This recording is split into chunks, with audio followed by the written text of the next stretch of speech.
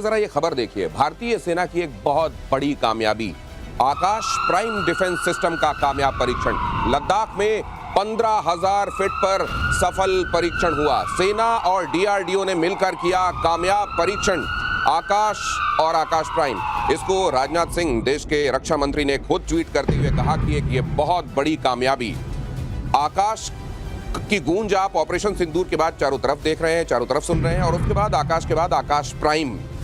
Martial Srivastava, इसका महत्व समझाइए जल्दी से। देखिए, बात तो यह है कि ये अपने आप में हल्का भी है, माउंटेनियस रेंज में, माउंटेन्स में जाके आपका इस्तेमाल कर सकते हैं। और आकाश हमारी एक सीरीज बन चुकी है।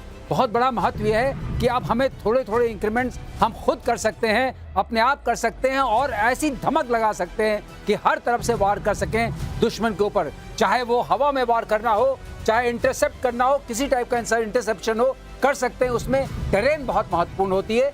ये उस टेरेन के लिए प्रयोग किया गया है, और प्राइम वर्ड इसीलिए इस्तेमाल किया है कि ये हल्का भी होगा और प्राइम तरीके से अटैक भी करेगा। तो ये बात आप लगातार देख रहे हैं कि ऑपरेशन सिंदूर के बाद आत्मनिर्भर तरीके से हथियारों की मैन्युफैक्चरिंग में ये जो बाढ़ दिखाई दे रही है, इससे पहले कभी देखी नहीं गई। ये एक इत्तेफाक है। ऑपरेशन सिंदूर के बाद हम ये देख रहे हैं, ऑपरेशन सिंदूर के बाद कोई बात आइडेंटिफाई हुई है और अचानक उसको थ्रस्ट मिला है, और ये सिनेरियो चेंज होता हुआ हम देख रहे हैं। मेजर गौरव, गणेश भाई, ऐसा है कि हर एक युद्ध हमें कुछ ना कुछ सिखाता है, कोई भी युद्ध हो दुनिया में।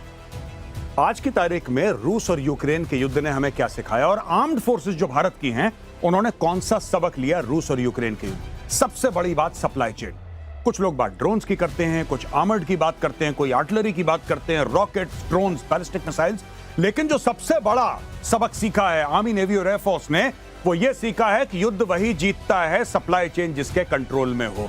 और यही बात सीडीएस साहब ने बोली है कि साहब, आपके खुद के प्लेटफॉर्म्स, आपका खुद का एयर डिफेंस, आपकी ज्योग्राफी, आपके स्ट्रेटेजिक कल्चर को लेके, आपकी स्ट्रेटेजिक रिक्वायरमेंट्स को लेके भारत में भारतवासियों द्वारा बनाया गया एयर डिफेंस सिस्टम यही चलेगा। और ये स्टोरी है आकाश प्राइम की, जो अभी आप देख रहे हैं। इसमें चाहे फिर आकाश हो, आकाश प्राइम हो, इंद्रजाल हो, कुछ भी हो, इसमें कई सारे दसियों प्रोजेक्ट्स पे काम चल रहा है। लेकिन मैं कह रहा हूं कि जो सबसे बड़ी सीख है, according to me, which the armed forces have taken from the Ukraine-Russia conflict is, to be आत्मनिर्भर। चाहे वो रूस आत्मनिर्भर हो। आज की तारीख में ज़ेलेंस्की एक मिसाइल के लिए भीख मांग रहा है। क्यों मांग रहा है? Right. इसीलिए मांग रहा है क्योंकि उसके पास है नहीं। रूस को कोई फर्क नहीं पड़ता। रूस कह रहा है तुम्हें सैंक्शन लगाने हैं, कल लगा रहे हैं, आज लगा लो, आज लगाने अभी लगा लो।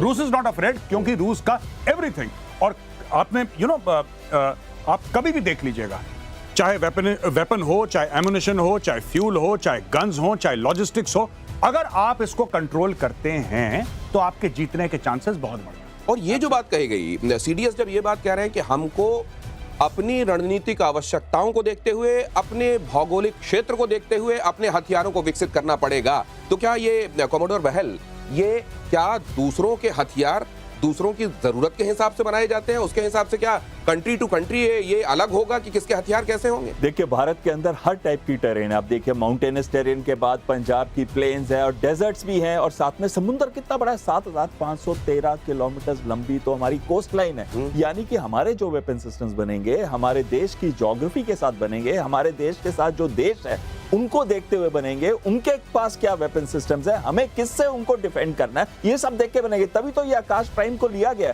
जिसको 4.5 किलोमीटर की ऑल्टीट्यूड तक डिप्लॉय किया जा सकता है, जिसकी रेंज 25 से 30 किलोमीटर है। इसमें एडवांस्ड रेडियो फ्रीक्वेंसी सीकर लगे हैं, ताकि किसी भी जहाज या ड्रोन या कोई मिसाइल आए तो उसको छोड़े नहीं, इतनी हाई ऑल्टीट्यूड पे भी। तो ये आप देखते हैं, खास तौर से प्रतिशोध वॉर रूम में हम आपको मेगा पिक्चर दिखाने की कोशिश करते हैं। हर दिन प्रतिशोध में आप ये देखते हैं कि डे टू डे कहां क्या चल रहा है, जिसका जियोपॉलिटिकल या स्ट्रैटेजिक इंपॉर्टेंस है। लेकिन साथ में आपको हम वीकेंड प्रतिशोध में बताते हैं कि एक पर्टिकुलर एरिया में क्या ऐसा हो रहा है जो आपको जानना चाहिए। और डिफेंस के मामले में भारत जब ये महसूस कर रहा है कि आत्मनिर्भरता, सेल्फ रिलायंस इस पर्टिकुलर मामले में आना बड़ा जरूरी है सर, तो क्या ये पहले ये बात समझी नहीं जा रही थी? क्योंकि आपने तो इतने 40 साल करीब सेवा दी है, तो क्या ये पहली बात इतनी शिद्दत से समझी नहीं जाती थी, या समझी जाती थी लेकिन तब हमारे पास रिसोर्सेस और बाकी चीजों का? आपने जो दूसरी बात कही ज्यादा सही है। हमारे पास इकोसिस्टम बनाने में बहुत टाइम लगा, और जो सक्सेस स्टोरीज हमारी बनी, चाहे वो आकाश की बनी, आकाश को भी बनने में बहुत टाइम लगा। ये 20 साल से डेवलपमेंट फेज में रही और इंटीग्रेटेड गाइडेड मिसाइल प्रोजेक्ट का हिस्सा था। उससे निकल करके आई है, और उसके बाद एक बार आप सफल हो गए तो उसके वेरिएंट्स बनाना आसान हो जाता है। ये बात जरूर माननी पड़ेगी। तो ये सफलता जो मिली है, क्योंकि पूरे बैंगलोर में हैदराबाद में इकोसिस्टम हो गया जहां मिसाइल के पार्ट्स बनते हैं। कम से कम 400 प्राइवेट कंपनीज इसके साथ अटैच है। तो ये बात है, इसलिए सफलता अब ज्यादा तेजी से मिल रही है।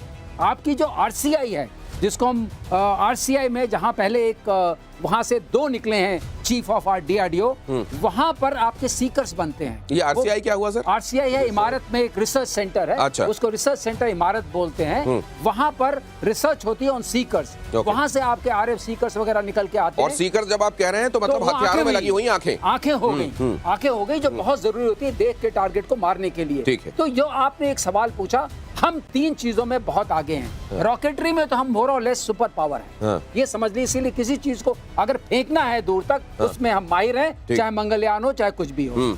दूसरी चीज जिसमें हम माहिर हैं, अब हो रहे हैं, एक्सप्लोजिव्स में हम बहुत माहिर हैं। हमारे पास जो पूरा नेटवर्क है एक्सप्लोजिव बनाने का, वो बहुत अच्छा है। तो हम प्रोपेलेंट्स बना सकते हैं। हम तीसरी चीज हमारे पास सीकर्स की क्षमता जो आ रही है इसकी, और एयर स्ट्रक्चर्स हमने बनाना सीख लिया है मिसाइल्स का। ठीक है। तो इन सबको मिला दीजिए तो मिसाइल तैयार हो जाती है। तो ये अगर एयर डिफेंस की बातें करें तो मुख्य तौर से आप देखें फाइटर जेट्स आप उसमें देख लें, या उधर से आने वाले खतरों को पहचान कर उनको मारने वाले जो हथियार हैं उनको देख लें। रेडार आंखें आपकी बड़ी महत्वपूर्ण भूमिका, इसके बारे में हम पहले तो एक बार प्रतिशोध में चर्चा कर चुके हैं, लेकिन आज एक डिफरेंट एस्पेक्ट पर चर्चा कर रहे हैं। उसी एस्पेक्ट्स का ये एलिमेंट देखिए, ब्रह्मोस के आगे पाकिस्तान का सरेंडर। पाकिस्तान के एक्सपर्ट्स का बड़ा दावा, ब्रह्मोस से पाकिस्तान का बचना लगभग नामुमकिन। पाकिस्तान के एयर डिफेंस सिस्टम भारत की मिसाइलों को रोकने के लिए बने ही नहीं है, सक्षम ही नहीं है। मेजर गौरव, ब्रह्मोस पाकिस्तान के कॉन्टेक्स्ट में इतनी चर्चा में क्यों? देखिए, ये पहली बार पाकिस्तान का ब्रह्मोस के साथ इंट्रोडक्शन हुआ था जब गलती से एक मिसाइल चल गई थी और मियां चन्नू जाके गिरी। ठीक। 3 मिनट तक Pakistani air space Pakistan observe करता रहा कि कुछ तो आ रहा है। फिर वो गिरा तो उन्होंने बोला अब कुछ तो गिर गया है। इसके आगे पाकिस्तान कुछ नहीं कर पाया, और ऑपरेशन सिंदूर ने यह प्रूव कर दिया कि जब मन चाहे भारत बटन दबाए और पाकिस्तान में गुड नाइट हो सकती है। ये प्रूव कर दिया। ये ब्रह्मोस को इंटरसेप्ट कर ही नहीं सकते। और पाकिस्तानी, इनकी कॉन्शियसनेस में, इनके सोशल मीडिया पे, इनके मेन स्ट्रीम मीडिया में ब्रह्मोस, जिसको कहते हैं एक हवा जो वर्ड है ना, इट हैज बिकम अ हवा फॉर द पाकिस्तानी। की पता नहीं क्या चीज है ये समझ में नहीं आती। हमें पता तो लगता है कि कुछ ब्लिप है रेडार में, लेकिन जब तक ब्लिप समझ में आता है तब तक यहाँ पे एक्सप्लोजन हो जाता है और हम कुछ भी रोक नहीं पाते। आज की तारीख में जो कह रहे हैं, आज की तारीख में जो आपने कोट करा कि पाकिस्तानी कह रहे हैं साहब कि हमारे पास कोई ऐसी चीज नहीं है, वो HQ-9 से HQ-15, मैं कह रहा हूं तुम HQ-25 ले लो, HQ-50 ले लो, they will not be able to stop the BrahMos simply because the Chinese are giving them third rate equipment. तो ये क्या, जैसे दाने दाने पे खाने वाले का नाम लिखा होता है जी, तो मिसाइल पे भी क्या जहां जाके फूटेगी उसका नाम लिखा रहता है? पाकिस्तान का लिखा गया ब्रह्मोस पे? ब्रह्मोस पे दाने दाने पे खाने का नाम, और ब्रह्मोस पे पाकिस्तान का नाम। पाकिस्तान का नाम। और वहां पर ये अब हवा कहते हैं ना, एक बार अगर आप किसी को तगड़े से मार दो तो फिर उसकी हवा से भी डरने। अब अगर ब्रह्मोस का बा सुनाई देता है ना तो पाकिस्तान हिलने लगता है। जब नरेंद्र मोदी आज बिहार की चुनावी पिच पर उतरेंगे तो विपक्ष में खलबली मच जाएगी।